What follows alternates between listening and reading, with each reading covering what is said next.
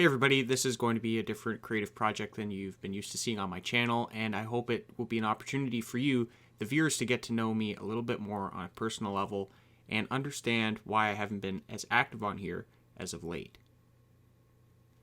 It hasn't been for lack of fishing content ideas. I can't do a tips video or show a video of me out fishing, having fun, while there are these things happening around us that have to be discussed. Right now I want to articulate clearly my ideas about the things that we've all witnessed and been a part of for the last 3 years. My name is Lyle Gator, and I'm 25 years old. Some of you may know me as a fishing guide from Niagara, Ontario. Others may know me as a friend, and some of you may not know me from Adam. Today, I want to share my thoughts on what I've seen the past 3 years. I hope that in sharing my story, it will help you better understand the perspective of a young person living in Ontario and give you motivation to understand kindness and peace in the evolving political and human landscape of 2022. I want to start by giving a brief background to my life and my story to this point. I think that in order to speak on what I want to, I have to give some context as to where I'm coming from. In previous videos, I've done some background content on how I have grown as an angler and how I got started as a fisherman. But this video, I'm going to do some context on where I've come from as far as my background in education and work. I'm going to skip to my university days because going through public school was all pretty normal. And really nothing to share there that's related to this video. For education in university, I am university educated, and I went to Brock University and studied geography. I originally went to be a teacher. That wasn't for me, and I ended up taking geography. Now, where I specialized in was a field called human geography, which is the study of people in places. And it's a very interesting field because most of us think of geography as, we have these continents and we have rock and we have the weather and these natural things, and that is geography, but there's also human geography. This deals with the ideas of society and how people fit in, and I find that very, very interesting, and I studied it hard. I have a background in statistics and analytics that education provided me, and I was in the honors program there, and I actually received the top grade in my class. And that's not a flex, but it's to just kind of give some background to the level of student that I was and my abilities to think critically and also make sense of numbers. So that's my education. From there, I actually had an internship at the Niagara region. I worked for the regional government for a summer and a fall term as a student, and there I actually worked on a large-scale data project called the Niagara Employment Inventory. And what happened there was myself and a bunch of other students, we went around to different businesses in Niagara and basically conducted interviews. And this is really where my background as an interviewer and a question asker evolved, and my confidence in being able to speak to people and get information that really grew from there. So went around to all these businesses in Niagara, asked, how many people work there, a bunch of details about what type of industry they're in. And the goal there was to glean this information for economic development, to see what the business landscape was in Niagara. And I thoroughly enjoyed this job. It was fantastic to get out and speak to these people, learn a lot about business, learn a lot about my region, which I really love, and also, build those interpersonal skills. So that was a fantastic summer job. Then in the fall, I started to crunch the numbers and work on reporting what myself and the other students had found throughout the summer. So there I got used to working with large data sets, coming up with key metrics to tell a story. And this is all contributing to where I stand today and the thoughts that I hold that I so desperately and just so much want to share with you guys with regards to our lives and everything that's happened in the past 3 years. So being familiar with large data sets, understanding how to tell a story, and also understanding audience. when I was in school, I took some journalism courses and some writing courses, and this is translated to now after school, my work as a writer and just my general outlook on publishing and on the media.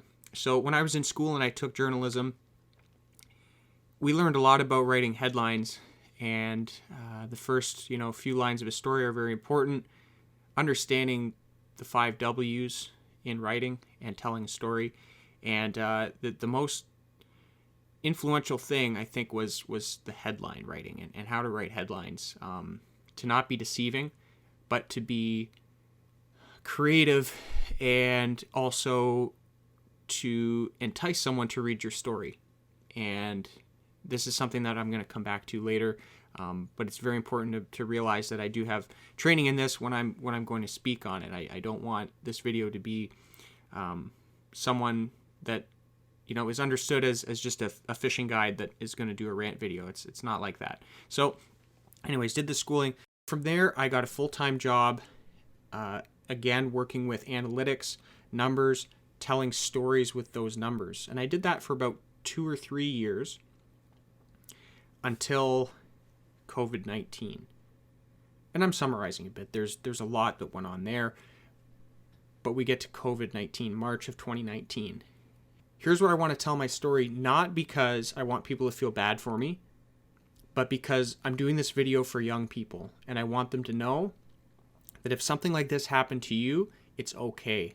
It happened to me too. Let's keep going. So March of 2019, at this point, I had been in a long-term relationship. I had great health, and I had a really good job for that point in my career.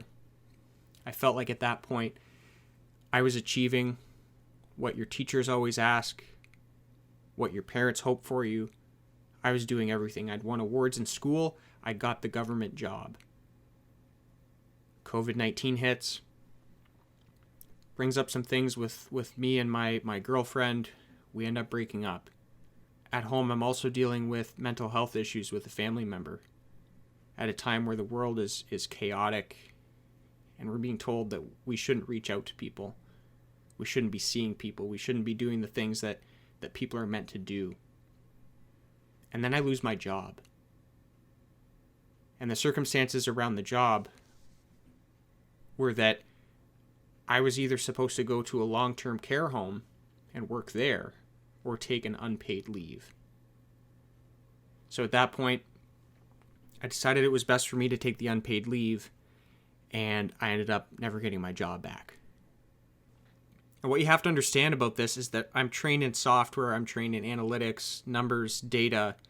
I'm not trained in working with people in a long-term care home. It's not one of those things that you just go and do. So that's that. If this happened to you or something similar, I think it did happen to a lot of people in my age that were just starting to get their foot in the door somewhere.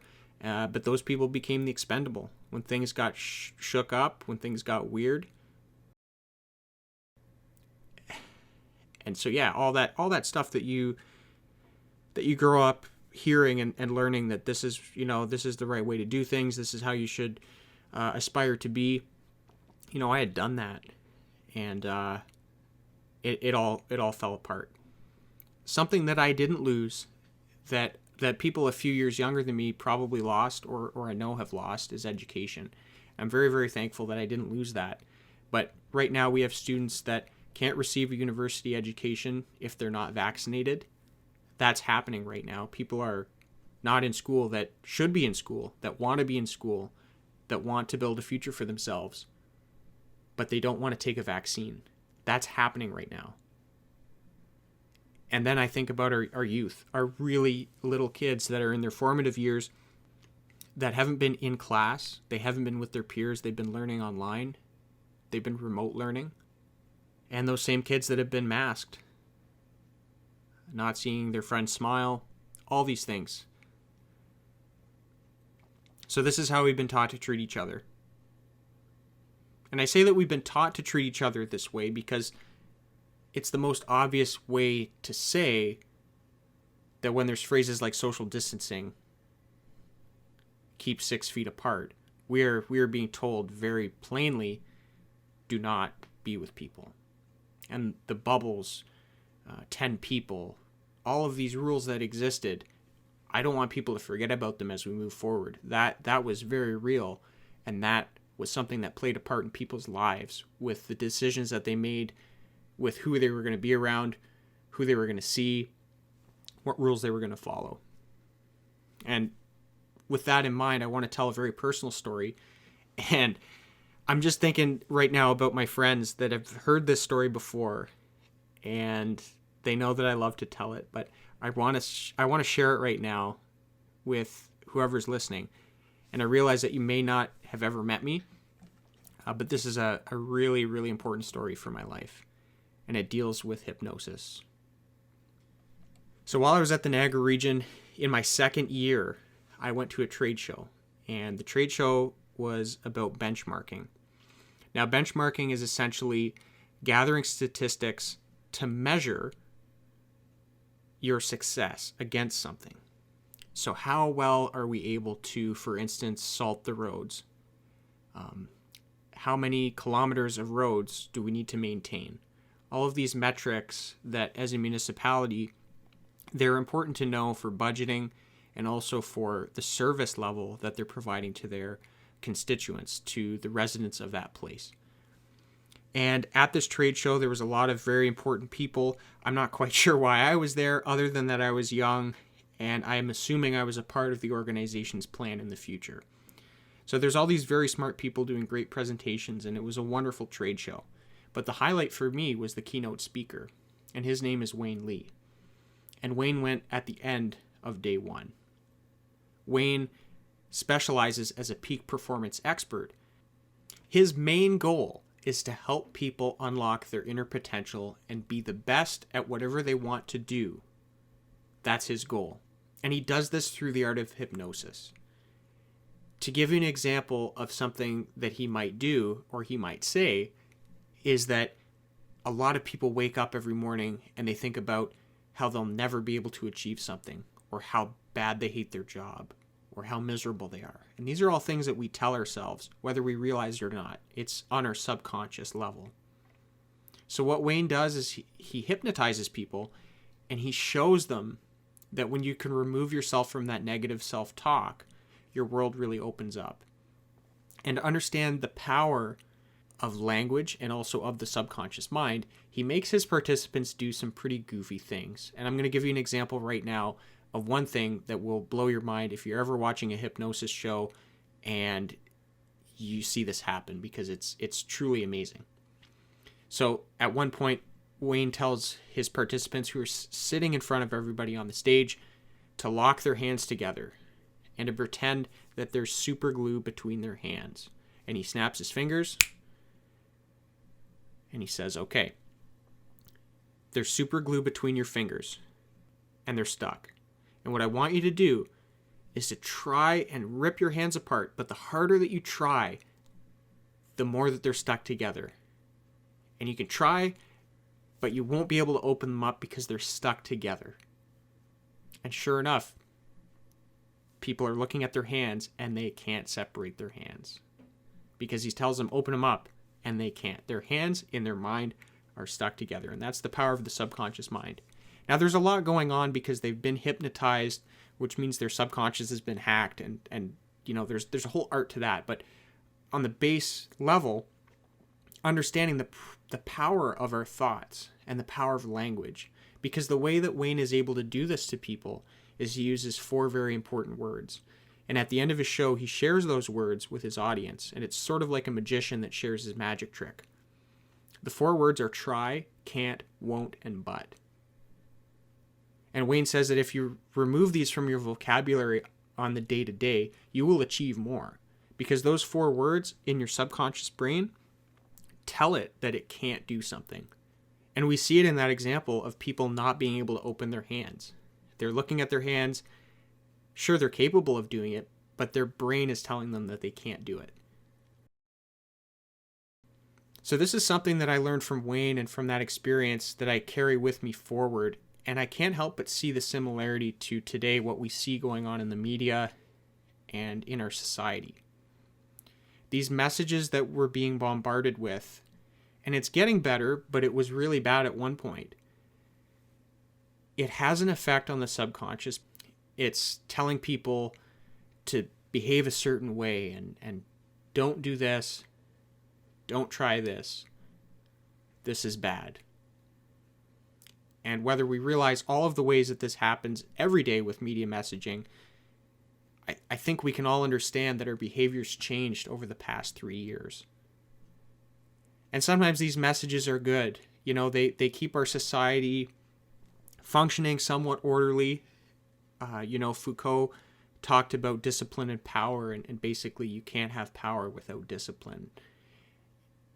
And that's all well and good. But I think that over the last 3 years, there's been a lot through media that has snuck into how we socialize, and these things that aren't really dangerous, but have been made out to be just that.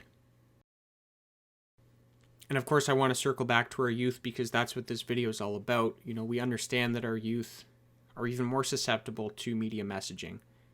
You know, the curriculum in the past has always been warning about the over-sexualization of things for our youth, and, you know, messages about not making drugs cool, not making different aspects of culture cool for kids that can't handle it, right? Because they're too young. We know that kids are susceptible.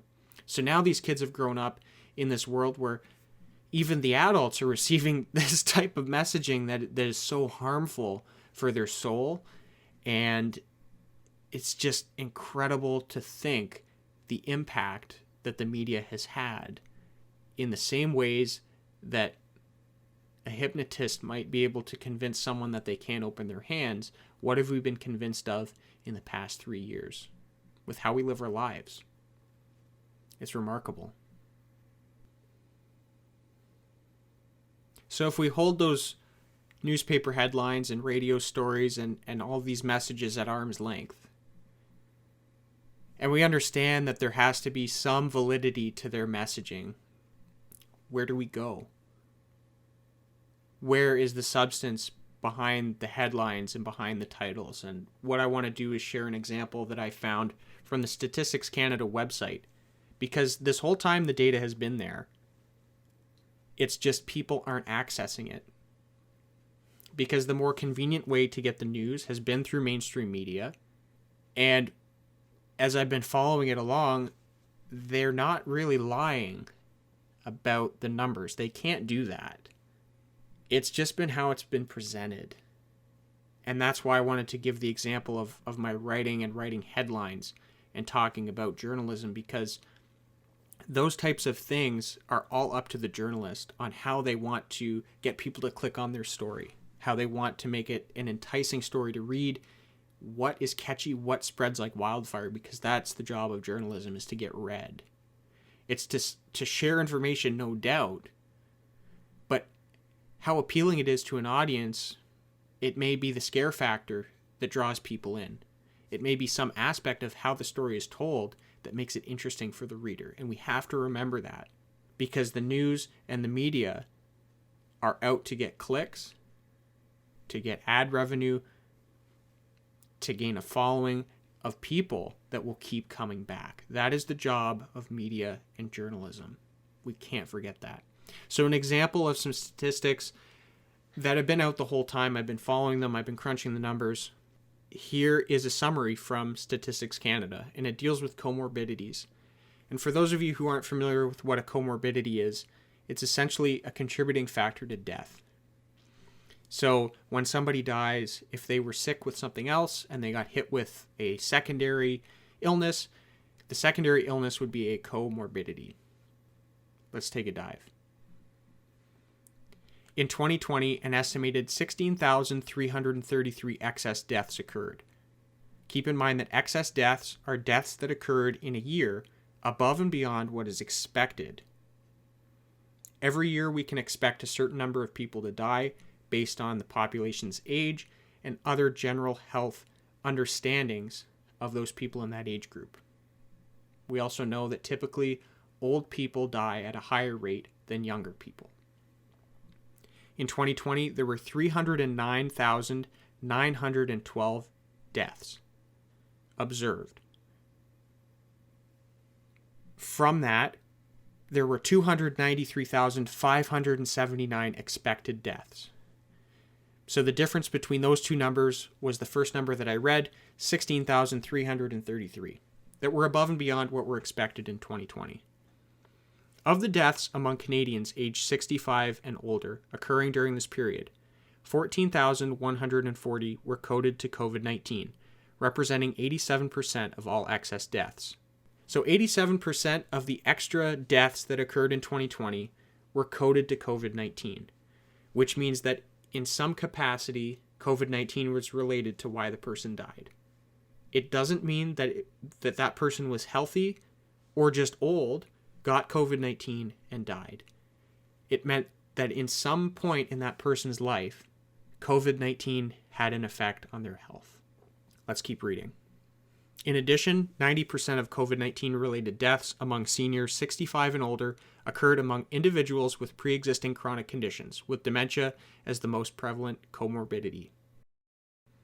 So what this is saying is that 90% of the 14,140 deaths that occurred, it was with seniors that were 65 years and older that had a pre-existing chronic condition.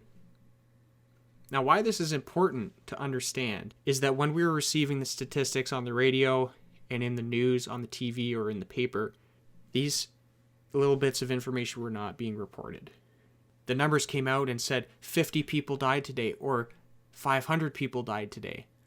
Is important, but it's not as important in knowing why those 500 people died. Let's think about this. The next sentence in the summary says, the number of COVID-19 attributed deaths do not account for all excess mortality during this period. Therefore, other factors such as delays in seeking and accessing treatment and worsening of the overdose crisis have also likely contributed to the excess mortality. How accurate are the numbers that are related to suicide, that are actually related to the overdose crisis, and that are actually related to people not being able to get treatment or be diagnosed? So understand that there are things that have fallen behind in the past 3 years that won't show up in 2021. They won't show up in 2022. They might show up in 5 years. They might show up in 10 years. But all of this stuff that we've done with COVID-19 has impacted that. It's had an impact on health. And it's not a positive impact. And when we consider mental health, how many of these deaths were suicides of young people, were overdoses of young people? And I want to circle back. This video is about sharing my perspective as a young person. It's about being a voice for the young people that I love and being able to speak up with some intelligence and to share what I know and what I've studied. Let's keep going. Right now, I'd like to say that I am pro-choice with regards to COVID-19 masking, vaccines, and I am anti-mandate. There are 4 key reasons why I hold this belief, and I'd like to share them with you now. Before I do that, I'd like to say that I am pro-choice with regards to masking because I don't believe it would be right to tell people you are not allowed to wear masks. For the same reason that I don't feel that it's correct to tell me that I have to wear a mask. I am pro-choice in this regard. The same goes with vaccines. I would never hold against somebody the fact that they are vaccinated, think that the vaccine is the world's best thing. But I also don't appreciate and don't feel it is right to be withheld from some parts of society because I do not choose to get vaccinated. That is not freedom. That is not love. That is not right. Let's talk about those 4 things. Understanding political power in society. Something that really has bothered me over the past 3 years has been how political power has seemed to wash over everybody as some sort of virtue. And even if you agree that things have been handled properly, you have given up control to the government so that you have lost your voice. Well, that's okay if the government is fighting for the right things in your eyes. But if you give up that control and now they do something that you don't like and you have no voice, what do you do? What do you do when you have some sort of trait or background or belief that the government now says, no, that's not okay? What do you do?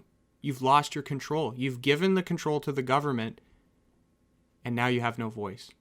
Number 2, setting a precedent of control. This goes hand in hand with number 1. We have now assumed that the control that people have over themselves is not nearly as valuable as what someone else can control of us. Number 3, the potential for harmful outcomes of health. When the vaccine was first rolled out, the trial period was extremely short. It never matched anything that any of the other vaccines that we so readily take in our society, that have helped society, went through. It didn't go through the trial period. We were the trial period. And in the event that these cause some kind of long-term health impact, I guess what the government can do is apologize. So many people have taken this vaccine, and I hope it works. I really do, but there's a potential there for harmful health outcomes. And marginalization. This is something that I've had a lot of opportunity to study through school and to understand historically how it's happened to different populations. And I'm having a hard time understanding it today in the context of our society and trying to understand how it's justified. A lot of times with marginalization, groups are silenced, which we're seeing right now. People like myself that want to speak out for freedom and for the health of people around us, their mental health and their physical health, those voices are being silenced by the media. Or false press is being given to those groups. It's a form of marginalization. In addition, the way that vaccine statuses have been treated and held to such a high regard in our society is marginalizing. For those who are not vaccinated, you cannot eat in a restaurant. How wild is that?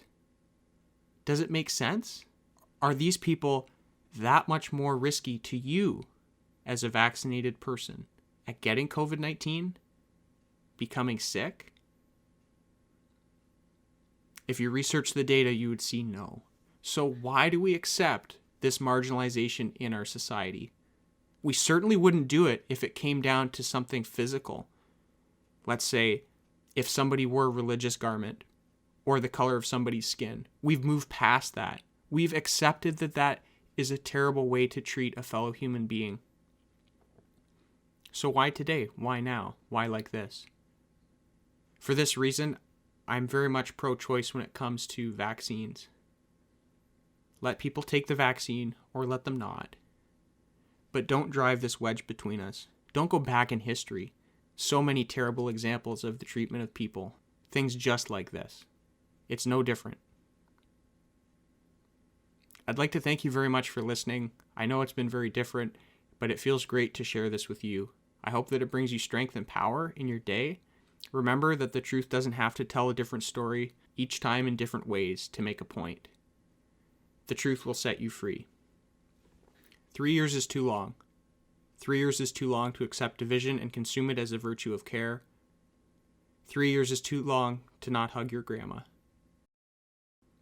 3 years is too long to hold a grudge. 3 years is too long to be lost. 3 years is too long to cry alone. 3 years is too long to tiptoe. 3 years is too long to be distant. And 4 years is even longer. God bless you and be well.